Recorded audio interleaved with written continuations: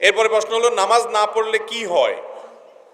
নামাজ না পড়লে কি হয়, কি উত্তর দিব বলেন? নামাজ না পড়লে ঈমান নিয়ে টানাটানি শুরু হয়। নামাজ না পড়লে কি হয় ভাই? ঈমান নিয়ে টানাটানি কিভাবে শুরু হয় বুঝাবো। অনেক ইমামদের মতে যে ঠান্ডা মাথায় ইচ্ছাকৃতভাবে মুসলমান হয়েও নামাজ পড়ে না, সে ইসলাম থেকে বের হয়ে যায়, খারিজ হয়ে যায়। অনেক ইমামদের মত এটা।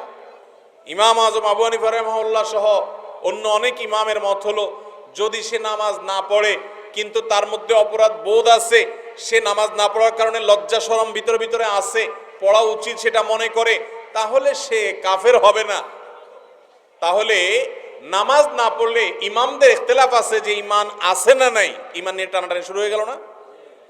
তো নামাজ না পড়লে ঈমান নিয়ে টানাটানি শুরু হয়। কিন্তু আমাদের বাংলাদেশে মানুষের ঈমান এত মজবুত, এত শক্ত, বলে যে নামাজ না পড়লে কি হয়েছে, ঈমান আছে। একে তো চোর, আবার বড় গলা।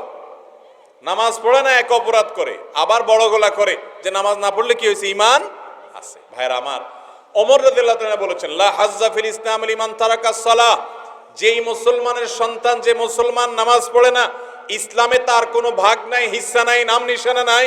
কত বড় কথা।